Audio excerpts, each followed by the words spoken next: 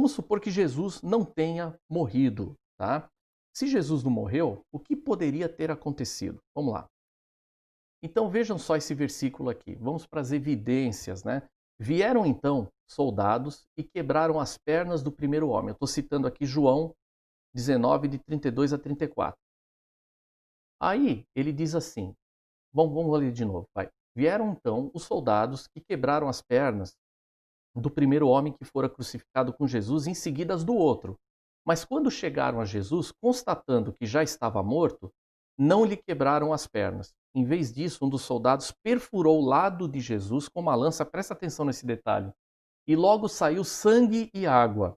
E eu sublinhei sangue e água em amarelo, tá? Então, gente, o que é isso, sangue e água? E olha, teve muita gente que fez conjecturas enormes em cima do que é sangue e água, tá? Então, por exemplo, vamos continuar aqui. Eu estou colocando o cenário que de repente eles estariam errados. De repente Jesus não teria morrido, né? De repente eles não teriam, Jesus não teria morrido. Então vamos lá. Teve muita gente, discípulos dos discípulos, né? Deixa eu tirar minha foto daqui para você ver a foto deles todos, né? Então, aqui, ó, Orígenes, Jerônimo, Tertuliano, que foram todos discípulos dos discípulos, tá? Eles todos escreveram sobre esse sangue e água. Então, será que essa menção de sangue e água significaria algo no intuito espiritual? Será que tinha alguma referência ao batismo de Jesus nas águas? Será que tinha alguma coisa com regeneração na água, né, pela água? Isso é do ato do batismo?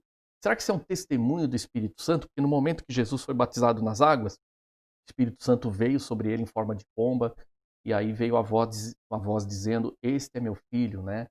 E este é meu filho amado, né? E em mim, eu me comprazo nele. Então, será que é isso? Mas aqui, na descrição do texto, parece que o que João viu, né, que apesar do pessoal ter feito tanta conjectura ao longo da história, parece que o que ele viu foi realmente sangue e água mesmo, saindo do corpo, no momento que o soldado colocou a lança na, na, na lateral de Jesus. Tá? Então, vamos continuar aqui. Veja só uma outra evidência de que eu quero só deixar uma coisa interessante para vocês. Às vezes a gente lê a palavra, lê a Bíblia e não percebe o andar do tempo. Às vezes a gente acha que tudo foi muito imediato. Que a Bíblia, de vez em quando, ela tem muito mais foco na narrativa, na mensagem que ela quer passar, e o tempo parece que ele às vezes expande, às vezes tem a impressão que ele comprime. Mas veja só esse versículo aqui de Marcos, né? Na verdade, um conjunto de versículos de Marcos 13. E perceba uma coisa, primeiro eu vou ler e aí eu te explico o que eu quero dizer. José de Arimateia, que era membro de destaque do Sinédrio, isso continua, eu só coloquei as partes aqui que não tiram o sentido, mas acrescentam para o que a gente quer explicar. Ele comprou um lençol de linho, baixou o corpo da cruz, envolveu-o no lençol e o colocou no sepulcro cavado na rocha. Depois fez rolar uma pedra sobre a entrada do sepulcro. Se você não lê isso com atenção, vai dar a impressão que foi tudo imediato, né? Já desceu, já colocou em questão de minutos, segundos, Jesus já estaria ali no sepulcro dele. É claro que não foi assim, isso tudo levou tempo. Né? Isso tudo levou tempo, até descer da cruz, até ter o lençol de linho, que até o pessoal fala que é o Santo Sudário, né? E muita gente estuda o Santo Sudário, supondo que seria esse lençol de linho, não é o caso aqui desse estudo hoje, mas aí baixou o corpo da cruz. Então tudo isso, vejam que são ações que levam tempo até levar o sepulcro não ficava tão perto dali, tinha que também colocá-lo no sepulcro, colocar a pedra, e aí tinham que selar aquela pedra porque era um sepulcro novo. Né? Então veja que tudo isso toma tempo. E por que eu estou falando isso? Por conta do seguinte, né? Sangue e água. Vamos falar sobre sangue e água novamente. Deixa eu ver se ele carrega aqui direitinho para mim. Então, gente, aqui existe algo chamado choque circulatório. Essa é a primeira coisa que acontece quando alguém morre. A pessoa tem um choque circulatório. Eu vou explicar isso com mais detalhe. Termo médico, eu sei que tem gente que a esposa ou a noiva é médica aqui, vai me dar base no que eu estou dizendo, tá? Então, o choque circulatório é a primeira coisa que acontece quando alguém morre. Então, por que isso, né? Então, vamos continuar aqui. O choque circulatório, e eu vou mostrar algo interessante para vocês. Está um pouquinho devagar hoje para emular o texto para mim, mas ele vai emular. Ok. Na hora que a pessoa morre, existem duas efusões que acontecem no corpo, tá? A primeira delas é a tal da efusão pericárdica. O que significa uma efusão pericárdica? No momento que a pessoa morre, né, ela começa, o coração, na efusão pericárdica, ela tem ali o coração, né? Na pericárdica, o que está acontecendo? Aqui, ao longo do coração, começa a se encher de água, né? O fluido aqui começa a encher o coração. O coração para, né, de bombear, ou ele bombeia já de uma forma arrítmica, e aí ele para, e aí todo o sangue, ou todos os líquidos do corpo, melhor dizendo, começam a inflar o coração com água, né? Ou seja, um fluido, que não é propriamente sangue. Também acontece um outro tipo de efusão, que é a efusão pleural, que acontece aqui na pleura, né? Aqui no finalzinho aqui do pulmão. Pode ver a parte aqui em azul, né? Que aqui o saco, tem esse saco pulmonar que está aqui, fica com fluido. Então, isso acontece realmente, né? Que são realmente fluidos acumulados no corpo de uma pessoa que morre. E pasmem vocês, né? Exatamente quando a pessoa morre numa posição tal qual a posição que Jesus morreu na cruz, dessa forma, a efusão pericárdica acontece, né? E também a pleural, começa a se acumular água nos pulmões na parte de baixo. Não bate exatamente quando justamente o soldado furou aonde? Na lateral. Ele furou na lateral e ali viu sair, João narra que viu sair sangue e água, né? Vamos continuar aqui, né? Esse aqui, gente, não parei por aí. Aqui, gente, é o necrotério de Los Angeles, tá? É o Instituto Médico Legal de Los Angeles. Sabiam que o Instituto Médico Legal de Los Angeles, né, o necrotério deles tem uma gift shop? Sim, tem uma loja de souvenirs lá dentro, né? A loja se chama Esqueletos no Recinto, Skeletons in the Room, né? Então ali você consegue colocar ali, ó, você tem ali, você pode levar, você visita lá o Instituto Médico Legal e leva um gift shop, ó, leva um copinho ali, né? Tem ali, ó, body fluids, né? Vamos supor que sejam representando fluidos do corpo, você tem lá, né? Os fluidos do corpo, você pode levar um copinho de lembrança, tem também chaveirinho com o corpo estendido no chão e etc, né?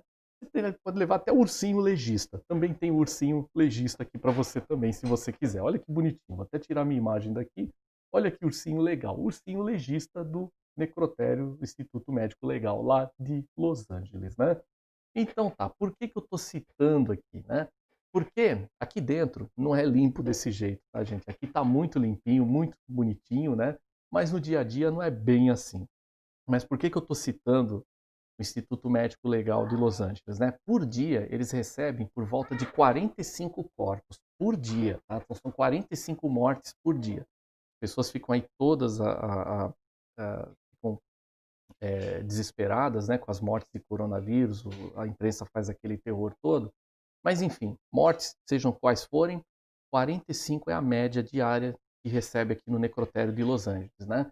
E eles têm um protocolo, né, na qual eles vão... Para que chega esse corpo no necrotério? Para realmente documentar a causa-mortes, né? O médico coloca isso lá, mas eles também têm que registrar isso no Instituto Médico Legal. Então, a partir do momento que o coração para de bater, existe uma tríade, né, que a gente chama de tríade, são 3 situações que envolvem a palavra mortis, uma palavra latim que significa morte para nós, né? A primeira coisa que acontece é uma queda de temperatura. A gente fica gelado. Quando a gente morre, a morte é gelada, né? Uma vez, logo que eu comecei a nadar no estado de São Paulo, eu me lembro bem que eu fazia muito tempo que eu não fazia exercício. E o fato de eu não fazer exercício, a primeira vez eu pulei na piscina e fui muito rápido. E eu me lembro muito bem que eu saí com uma ânsia aqui no peito, eu saí mal, eu fui até o banheiro, fiquei lá, fiquei sentado ali um tempão, e meu corpo começou a gelar, a minha pressão começou a cair de uma forma que eu senti o gelo, né? Então veja só, numa queda de pressão a gente se sente gelado, imagina no momento de uma morte, a queda de temperatura, né? É a primeira coisa que acontece. Então, acontece a queda de temperatura. Isso chama algor mortis. Esse é o termo utilizado pelo Instituto Médico Legal. Em seguida, acontece o quê? Uma rigidez do corpo. O corpo fica rígido, ele não fica mole. Não é igual em filme, que o corpo está sempre mole, né? O artista tem que representar o morto, mas ele não consegue ficar ali, né? Ele acontece uma rigidez. Em pouco tempo a rigidez já acontece, né? Então isso chama-se rigor mortis, tá? E existe uma terceira característica que completa essa tríade de mortes, né? Que ele é a palidez. A pessoa fica branca, né? Você não vê mais a pessoa corada, obviamente, porque o sangue parou de circular. Isso chama-se livor mortis. Então, todo o corpo, independente de qual foi a razão pela qual, a causa mortis dele, ele vai apresentar essas três características. Sempre, todo o corpo apresenta isso. E aí fica a pergunta, será que o corpo de Jesus realmente apresentou essas características, né? Bom, se Jesus não morreu, né? A gente tem aqui algumas evidências, né? Então, deixa eu ver se ele está carregando para mim aqui. Tá. É possível, mas não faz sentido, né? Por que eu posso afirmar que Jesus passou por aquelas três fases, rigor mortis, algor mortis e livor mortis, tá? Por um simples motivo. Ele realmente morreu na cruz e tem outro motivo que vocês não, talvez não saibam da história. Existe um fato, existe um protocolo para o exército romano. E qual é esse protocolo? O soldado deveria crucificar quaisquer bandidos que ele encontrasse que fossem condenados à morte de cruz. Se a pessoa que morresse na cruz, né, ou a pessoa que foi, melhor dizendo, a pessoa que foi crucificada não morresse na cruz, quem morreria no lugar dela seria quem? Quem? Seria o próprio soldado, né? Então o soldado tinha obrigação de confirmar se a pessoa que estava na cruz teria realmente morrido ou não. Então isso já, porque senão ele seria crucificado no lugar dela, né? Então além disso, as pessoas que morriam ali tinham que ser realmente confirmadas e retiradas somente após a morte. Além disso, ao ser furado do lado, Jesus realmente apresentou sangue e água saindo dali. Confirma-se, né, uma efusão pleural e, obviamente, também tem uma efusão pericárdica. Então, houve o acúmulo de líquido. Então, dizer que Jesus não morreu, né, se uma pessoa estivesse viva, não iria sair água e sangue dali, na hora que o soldado perfurasse na lateral. Simples assim.